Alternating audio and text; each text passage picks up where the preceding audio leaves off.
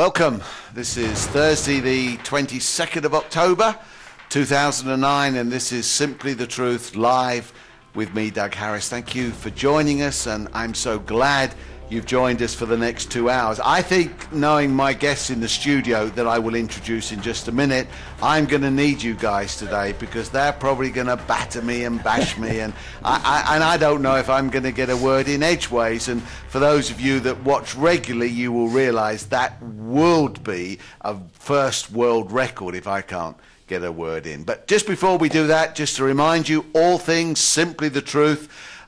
Contacting us, putting through queries that you don't have answers to on the show, watching the repeat and are unable to make your comment, you can do so on our website, and please go along there, find out all the information about past guests and future guests. It's just in the process of being reconstructed in a little way, so it may not be totally up to date just at the moment, but you will be able to leave comments there and get through to us to find out what's going on. I'll be telling you about next week, of course, at the end of the show, but also details of contacting guests from previous weeks. So thank you for joining us. Do be ready to take part as far as emails are concerned, texts are concerned, and later on with the phone lines. I've got two former Jehovah's Witnesses with me today. Peter Price, who's probably no stranger to those that watch regularly. Peter, thank you for coming all the way again. I hear that it started off with a broken train somewhere at the beginning of your day. Yeah, it did, but praise God, there was another one right behind. Yeah. Just as well, otherwise I can remember you one time when we had a program, you having to leave the studio, whip your microphone off and run the 50 metres dash, or probably more like 200 metres dash, to get your train back home. Yeah. We do this to you, don't we, every time? I'm all right today, though, because I've got a chauffeur today. Oh, right. Okay. I think he's called Doug Harris. Is he really? Oh, okay. I didn't know that. Okay, wonderful. Not all the way back to Craven Arms, actually, Pete, but great. And Dave Brown. Hello. Dave, welcome. Some of you will recognise you because you've given part of your testimony before on which goes out on testimony time. But really great to have you on the show. Pleasure. And thank you for coming up. Even though your sat nav got you lost. I haven't got a sat nav, but I brought the wife. That was the problem. That's what I meant. That's what it was. Yeah. And but we did manage to get you. He kept ringing me up saying, "I'm at such and such a place," and I would say, "Where's that?" And I actually, in the end, got him to put his head out the window and ask a passer-by if he really was where he should be, and he was. So that was all right. As we see, as we develop, there is a real connection between Peter and Dave, and we will follow that through as things develop, because I really wanted to bring the two of them together on the show. Peter does come back from time to time, but I really wanted to bring Dave on as well. So let's begin, Dave, and I really would like to begin a little bit with drawing out your testimony again for folks that haven't heard it. Tell us a little bit about your family, your early years, and also your spiritual input to your early life. Yeah, well, I was born in Bristol at Filton, where they built Concord, and I was actually part of the Church of England, christened into the Church of England, and that was really it throughout my younger life. I suppose I went to church services as far as weddings and funerals and christenings were concerned, and that was really it. As far as Bible teaching or learning anything from the Bible, there was nothing taught. It was just the usual situation where Noah's Ark would have a couple of kangaroos and two giraffes hanging out the top, the usual stuff. So it was stories, lovely stories, and I mean they're moral side to them. But other than that, nothing really. Nothing at all. And your family life, was it happy growing up? Were you contented with life, etc.? Yeah. Well, I'm the eldest of six. I've got three brothers and two sisters. My father actually was a professional footballer. He played in the same Harmony side as Dave Mackay, Ralph Brand and one or two others, and he played for Bristol Rovers. I'm not going to do the blue and white quarter blood because people will be asking. But yeah, I mean, our home life was fine, really. It was just an average Filton council house, standard upbringing, really. Yeah.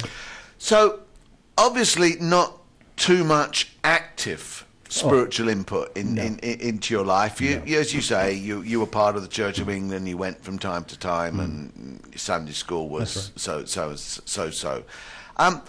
When did you first ever hear about Jehovah's Witnesses, and what was your reaction to the message that you received from them?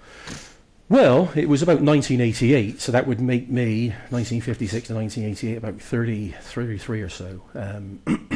And I got a job as a life sales inspector in a sales office in Swansea.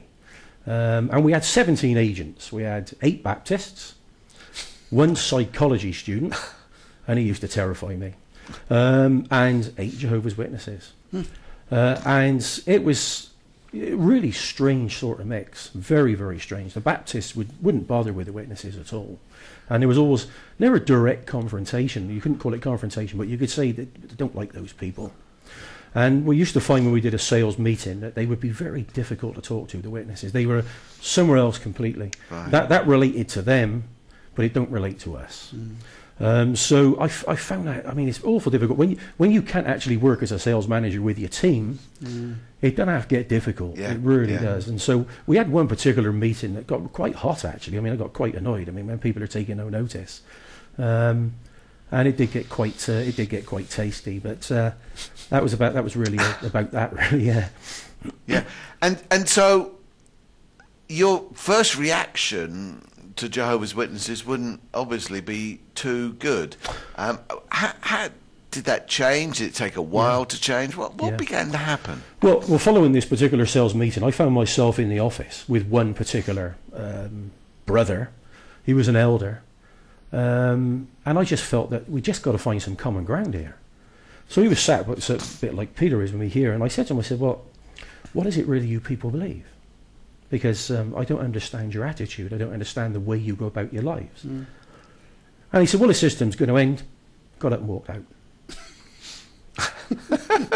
And I've sat there and there's just a space. And I thought, well, where's he gone?